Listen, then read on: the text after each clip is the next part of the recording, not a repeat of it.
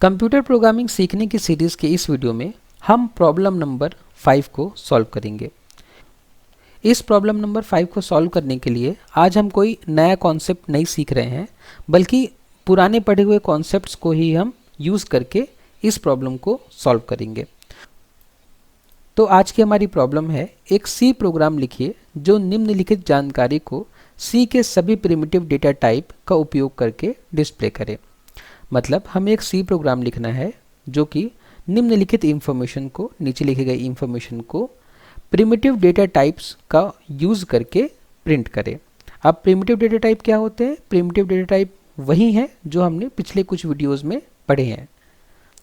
हमने पढ़ा था इंट, फ्लोट, कैर और डबल डेटा टाइप का यूज़ हम कब और क्यों करेंगे। अगर आपने वो वीडियोस नहीं देखे हैं तो प्लीज़ आप एक बार वो वीडियो देख लीजिए, तब आपको ये वीडियो ज़्यादा समझ में आएगा। अब हमें करना क्या है? अब हमें आज के वीडियो में नेम, एज, परसेंटेज, ग्रेड और हाइट प्रिंट करना है। नेम प्रिंट करने के लिए हमें कैरेक्टर एरे का यूज़ करना है। एज के लिए हमें इंट डेटा टाइप का यूज़ करना है। परसेंटेज के लिए फ्लोट और ग्रेड के लिए कैर और हाइट के लिए डबल डेटा टाइप का यूज़ करना है। तो इस तरीके से जो हमारा डिज़ायर्ड आउटपुट होगा वो कुछ इस तरीके का होगा। मैं इसको कॉपी कर लेता हूँ और अपने VS कोड में पेस्ट कर लेता हूँ, ताकि जब हम कोड लिखें तो हमारे सामने हमारा डिज़ायर्ड आउटपुट हो। अब मैं अपने VS कोड पे आ चुका हूँ। यहाँ पे कमेंट करके मैं जो आउटपुट हमें आज प्रिंट करना है उसको मैं पेस्ट कर लेता हूँ, ताकि प्रोग्राम की क्लैरिटी और ज़्यादा बढ़ सके। पिछले कुछ वीडियोस में हमने समझा था कि इंट डेटा टाइप क्या होता है, और कोई वेरिएबल अगर इंट डेटा टाइप का होता है तो हम उसमें इंटीजर स्टोर कर सकते हैं। उसके बाद हमने समझा था कि फ्लोट डेटा टाइप क्या होता है, और कोई वेरिएबल अगर फ्लोट डेटा टाइप का है तो उसमें हम फ्लोटिंग पॉइंट नंबर स्टोर कर सकते हैं। इसी वीडियो में हमने समझा था कि कोई वेरिएबल डबल डेटा टाइप का भी हो सकता है। डबल डेटा टाइप का होने से हम उस वेरिएबल में ज़्यादा बड़ा फ्लोटिंग पॉइंट नंबर स्टोर कर सकते हैं। हमने समझा था कि डबल का जो प्रिसीजन होता है वो फ्लोटिंग पॉइंट से ज़्यादा होता है, और डबल जो है वो ज़्यादा बड़े नंबर को स्टोर कर सकता है। उसके बाद हमने कैर डेटा टाइप का यूज़ करना सीखा था। हमने देखा था कि हम कैर डेटा टाइप का यूज़ करके किसी वेरिएबल में एक सिंगल कैरेक्टर भी स्टोर करा सकते हैं, और अगर हम चाहें तो कैरेक्टर का पूरा एक सेट या पूरा एक ग्रुप हम स्टोर करा सकते हैं किसी वेरिएबल में कैर डेटा टाइप का यूज़ करके। तो आज की इस वीडियो में हमें इन सारे डेटा टाइप्स का यूज़ करके आज का ये आउटपुट प्रिंट कराना है। लेकिन किसी के मन में ये क्वेश्चन ज़रूर आ सकता है कि इसको प्रिंट कराने के लिए हमें कोई भी डेटा टाइप यूज़ करने की ज़रूरत नहीं है, हम डायरेक्टली प्रिंट करा सकते हैं। तो हाँ, हम बिल्कुल डायरेक्टली प्रिंट करा सकते हैं, उसमें कोई भी बहुत आश्चर्य की बात नहीं है। बिल्कुल हम डायरेक्टली प्रिंट करा सकते हैं। बल्कि मैं आपको एक बार डायरेक्टली पहले प्रिंट करा के दिखा देता हूँ, फिर मैं आपको दिखा देता हूँ कि अगर हमें इन डेटा टाइप्स का यूज़ करके प्रिंट कराना हो तो हमें क्या बदलाव करने पड़ेंगे इस प्रोग्राम में, और हम इन डेटा टाइप्स का भी यूज़ कर लेंगे। तो देखिए, मुझे 5 लाइन प्रिंट करानी है, तो ये 5 लाइन स्लैश n के साथ में इसको मैं पेस्ट कर लेता हूँ। स्लैश n किस लिए? स्लैश n से क्या होता है, हमारा कंट्रोल नेक्स्ट लाइन में चले जाता है प्रिंट करने के लिए। पहली लाइन में हमें नेम प्रिंट करना है, तो मैं नेम कॉपी करके यहाँ पेस्ट कर देता हूँ। दूसरी लाइन में हमें एज प्रिंट करना है, तो मैं एज कॉपी करके यहाँ पे प्रिंट कर देता हूँ। तीसरी लाइन में हमें परसेंटेज प्रिंट करना है, तो मैं परसेंटेज कॉपी करके यहाँ प्रिंट कर देता हूँ। फिर हमें ग्रेड प्रिंट करना है, तो मैं ग्रेड कॉपी करके यहाँ पे पेस्ट कर देता हूँ। फिर मुझे हाइट प्रिंट करना है, तो मैं हाइट कॉपी करके यहाँ पे पेस्ट कर दूँगा। इतना करने से हमें हमारा डिज़ायर्ड आउटपुट मिल जाएगा। लेकिन यह हमारा उद्देश्य को पूरा नहीं कर रहा है। हमारा उद्देश्य है कि हम डेटा टाइप्स, वेरिएबल्स और फॉर्मेट स्पेसिफायर्स को यूज़ करना सीखें, तो हम उनके यूज से इस आउटपुट को लेकर आए। तो चलिए इस प्रोग्राम में आगे बढ़ते हैं और समझते हैं कि इस प्रोग्राम को हम कैसे कन्वर्ट करेंगे ऐसे प्रोग्राम में जो डेटा टाइप्स और वेरिएबल्स का उपयोग कर रहा हो। तो चलिए, तो सबसे पहले हमें क्या प्रिंट कराना है? नेम प्रिंट कराना है। नेम प्रिंट कराने के लिए हम कैर डेटा टाइप का यूज़ करेंगे। नेम प्रिंट कराने के लिए हम कैर डेटा टाइप का यूज़ करेंगे, और कैर डेटा टाइप कैर लिखने के बाद हमें लिखना पड़ेगा कि वेरिएबल का नाम जिसमें हम ये नाम स्टोर करना चाहते हैं। तो वेरिएबल का नाम हम नेम ही ले लेते हैं। नेम। उसके बाद हमने समझा था कि ये नेम नाम का वेरिएबल जो कि कैर टाइप का है, ये बस एक कैरेक्टर स्टोर कर सकता है बाय डिफ़ॉल्ट, लेकिन हमें तो ये नाम स्टोर करना है, तो हमें क्या करना पड़ेगा, इस वेरिएबल को एरे बनाना पड़ेगा, एक कैरेक्टर एरे बनाना पड़ेगा और उसका साइज़ लिखना पड़ेगा।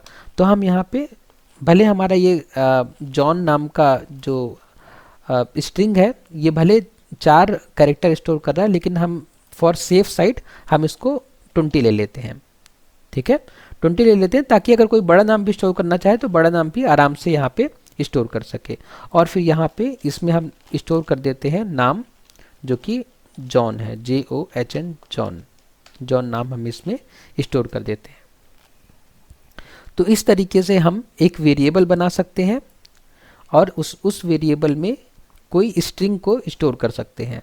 अब हमारा अगला काम है कि इस नेम को यहाँ पे प्रिंट कराना। तो जहाँ पे जॉन लिखा है वहाँ पे हमें क्या लिखना पड़ेगा, एक फॉर्मेट स्पेसिफायर। फॉर्मेट स्पेसिफायर क्या होता है, फॉर्मेट स्पेसिफायर वेरिएबल की वैल्यू प्रिंट कराने के लिए उपयोग होता है। तो हम यहाँ पे लिखेंगे %s, क्योंकि हमें यहाँ स्ट्रिंग प्रिंट करनी है, ये स्ट्रिंग।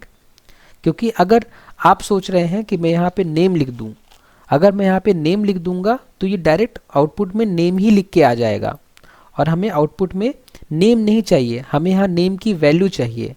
यहाँ पे हमें नेम की वैल्यू चाहिए, और नेम की वैल्यू चाहिए तो हमें यहाँ नेम नहीं, हमें यहाँ पे लिखना पड़ेगा फॉर्मेट स्पेसिफायर, और फॉर्मेट स्पेसिफायर के बाद बताना पड़ेगा कि ये वैल्यू किस वेरिएबल में है। तो हमें यहाँ पे बताना पड़ेगा कि ये वैल्यू इस फॉर्मेट स्पेसिफायर में जो हमें प्रिंट करना है उसकी वैल्यू नेम नाम के वेरिएबल में है। जब हम ऐसा कर देंगे तो यहाँ पे नेम की जगह जो नाम हमने यहाँ पे लिखा है वो नाम प्रिंट होके आ जाएगा, जैसे कि आप अभी इस आउटपुट स्क्रीन में यहाँ पे देख पा रहे हैं। ठीक है, उसी तरीके से नेक्स्ट जो हमें प्रिंट करना है वो हमें एज प्रिंट करना है। तो एज किस टाइप का है, इंटीजर टाइप का है। तो एक वेरिएबल ले लेते हैं एज नाम का, और उस एज नाम के वेरिएबल में स्टोर कर लेते हैं हम 20 को। ओके, अब यहाँ पे भी अगर हम सिर्फ एज लिख देंगे तो एज लिखने से हमारा काम नहीं बनेगा, क्योंकि एज नाम के वेरिएबल में भले 20 हमने स्टोर किया है, लेकिन अगर हम यहाँ एज लिख देंगे तो आउटपुट में यहाँ पे एज ही प्रिंट होके आ जाएगा। लेकिन हमें यहाँ एज नहीं चाहिए, हमें एज की वैल्यू चाहिए। तो अगर एज की वैल्यू हमें प्रिंट करनी है तो हमें क्या लिखना पड़ेगा, इंटीजर का फॉर्मेट स्पेसिफायर। और हमने पढ़ा था कि इंटीजर का फॉर्मेट स्पेसिफायर होता है %d। तो हम यहाँ पे इंटीजर का फॉर्मेट स्पेसिफायर लिख दिए, उसके बाद में कॉमा लगा के हमें लिखना पड़ेगा उस वेरिएबल का नाम जिसमें एज की वैल्यू है। तो एज की वैल्यू किस वेरिएबल में है, एज नाम के वेरिएबल में ही है, जो कि हमने ऊपर डिक्लेयर किया है। ओके, तो अब हम अगर इसको रन करेंगे तो हमें एक सही आउटपुट मिलेगा, जो कि यहाँ पे ये आ गया। ओके, उसके बाद में हमें एक % नाम का वेरिएबल बनाना है, % नाम का। और % नाम का वेरिएबल किस टाइप का होना चाहिए, % नाम का स्मॉल p कर देते हैं ताकि दोनों % में डिफरेंस रहे। % नाम का वेरिएबल होना चाहिए फ्लोट टाइप का, फ्लोट टाइप का। ये % नाम का वेरिएबल है जो कि किस टाइप का है, फ्लोट टाइप का। और इसमें स्टोर कर देते हैं हम एक फ्लोटिंग पॉइंट नंबर जो कि है 85.50। हमने स्टोर कर दिया 85.50। अब फिर से वही बात, अगर मुझे इस % की वैल्यू प्रिंट करानी है यहाँ पे 85.50 डायरेक्ट प्रिंट नहीं कराना, मुझे वेरिएबल के थ्रू प्रिंट कराना है। तो वेरिएबल लिखने से हमारा काम नहीं बनेगा। अगर हमने वेरिएबल लिख दिया डायरेक्ट तो वो वेरिएबल ही प्रिंट होके आ जाएगा। हमें वेरिएबल नहीं चाहिए, हमें वेरिएबल की वैल्यू चाहिए। अगर हमें वेरिएबल की वैल्यू चाहिए तो हमें यहाँ पे लिखना पड़ेगा फ्लोट का फॉर्मेट स्पेसिफायर। तो फ्लोट का फॉर्मेट स्पेसिफायर होता है %f, और उसके साथ हमें क्या लिखना पड़ेगा कि हम डेसिमल के बाद कितनी डिजिट्स प्रिंट करना चाहते हैं। बाय डिफ़ॉल्ट 6 डिजिट प्रिंट होगी, मैं आपको करके दिखा देता हूँ। और यहाँ पे हमें क्या लिखना पड़ेगा, वो वेरिएबल जिसमें ये वैल्यू प्रिंट होनी है। तो मैं इसको अगर रन करूँगा तो आप देख सकते हैं कि 85.5000 6 डिजिट तक आया है, 6 डिजिट तक ये आया है। तो हम क्या करेंगे, हम यहाँ पे % और f के बीच लिख देंगे 0.2। तो इससे क्या हो जाएगा, डेसिमल के बाद बस 2 ही डिजिट प्रिंट होकर आएंगे। तो मैंने यहाँ पे रन किया और ये आउटपुट में आ गया हमारा 85.50। उसके बाद हमें यहाँ पे ग्रेड प्रिंट करना है। तो ग्रेड किस टाइप का है? ग्रेड है कैर टाइप का। किस टाइप का? कैर टाइप का। और वेरिएबल का नाम रख लेता हूँ मैं ग्रेड।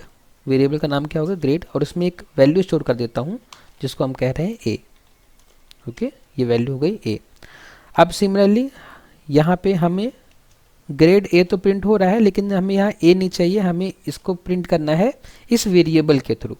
तो मुझे यहाँ पे क्या लिखना पड़ेगा? अगर मैं डायरेक्ट ग्रेड लिख दूंगा तो वही प्रॉब्लम, यहाँ ग्रेड ही प्रिंट हो जाएगा, जो कि हमें नहीं चाहिए। हमें क्या चाहिए?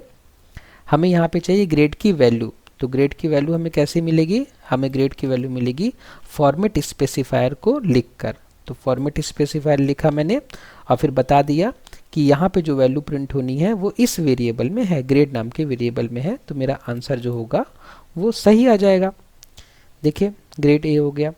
उसके बाद लास्ट, अब हमें क्या प्रिंट करना है? हाइट। हाइट प्रिंट करने के लिए हमें क्या लेना है? डबल नाम का डेटा टाइप यूज़ करना है। डबल डेटा टाइप यूज़ करना है, जैसे कि हमने प्रॉब्लम में डिस्कस किया था। और एक वेरिएबल ले लेता हूँ जिसका नाम है हाइट। हाइट नाम का वेरिएबल ले लेता हूँ और उसमें एक वैल्यू स्टोर कर देता हूँ। तो वैल्यू है 1.75 स्टोर कर दिया मैंने। अब वैसे ही हाइट प्रिंट करने के लिए अगर हाइट नाम का वेरिएबल अगर मैं यहाँ पे लिखूँगा तो हाइट नाम का वेरिएबल ही प्रिंट हो जाएगा, जो कि मैं नहीं चाहता। हाइट नाम का वेरिएबल प्रिंट हो ये मैं नहीं चाहता। मैं चाहता हूँ कि यहाँ पे हाइट नाम के वेरिएबल की वैल्यू प्रिंट हो। तो मुझे क्या यूज़ करना पड़ेगा? डबल डेटा टाइप का फॉर्मेट स्पेसिफायर, जो कि होता है %LF। ओके, और मैं कॉमा ला के लिख दूंगा कि ये LF, ये वैल्यू कहाँ है? ये वैल्यू है इस वेरिएबल में। अब मैं प्रिंट करूंगा इसको, आंसर को, तो आप देख सकते हैं कि 0.75 के बाद में ये 4 0 आ गया। इसको ठीक करने के लिए हमें क्या करना पड़ेगा? हमें परसेंटेज और LF के बीच में लिखना पड़ेगा 0.2। इससे क्या होगा कि डेसिमल के बाद बस 2 ही डिजिट्स प्रिंट होंगे। तो मैंने फिर से रन किया और ये हमारा आउटपुट आ गया जो हमें चाहिए था, और with using data types, variable and format specifiers. तो अगर आपने इतना समझ लिया है, ये डेटा टाइप समझ लिया है, कैसे हम वेरिएबल का नाम डिक्लेयर करते हैं, कैसे हम वेरिएबल का नाम रखते हैं, और फिर कैसे हम कौन से डेटा टाइप के लिए कौन सा फॉर्मेट स्पेसिफायर यूज़ करेंगे, तो ये हमारा बेसिक बिल्डिंग ब्लॉक्स बन रहे हैं सी प्रोग्रामिंग सीखने के लिए। जब हम आगे बढ़ेंगे तो इन्हीं कॉन्सेप्ट्स को यूज़ करके अब हम आगे प्रोग्रामिंग करना सीखेंगे। ठीक है, तो इसलिए ये कॉन्सेप्ट समझना बहुत ज़रूरी है। अभी आपको लग रहा होगा कि ये कॉन्सेप्ट बहुत यूज़फुल नहीं है, और ऑब्वियसली आप बिल्कुल सही है, ये कॉन्सेप्ट अभी बिल्कुल यूज़फुल नहीं है। लेकिन अब जब हम नेक्स्ट वीडियो पढ़ेंगे तो आपको ये कॉन्सेप्ट समझे बिना वो वीडियो समझना मुश्किल हो जाएगा। तो इसलिए जो अभी तक प्रॉब्लम 5 में हमने समझा है उसको बहुत अच्छे से समझना बहुत ज़रूरी है। इसलिए प्लीज़ आप लोग इन कॉन्सेप्ट में अच्छे से पकड़ बना लीजिए, ताकि आने वाले प्रॉब्लम्स में आपको किसी तरीके प्रॉब्लम को फेस ना करना पड़े। तो आज के वीडियो में बस इतना ही। आज का वीडियो काफ़ी इजी था, हमने कोई कॉन्सेप्ट नया सीखा नहीं है, इसलिए कोई डाउट होना नहीं चाहिए। लेकिन फिर भी अगर कहीं पे आपको कोई डाउट हो रहा है तो प्लीज़ मुझे कमेंट बॉक्स पर बताइए, मैं ज़रूर आपको रिप्लाई करने की कोशिश करूँगा। नेक्स्ट वीडियो में जब हम मिलेंगे तो हम एक नई प्रॉब्लम को डिस्कस करेंगे। वीडियो को लास्ट तक देखने के लिए बहुत बहुत धन्यवाद।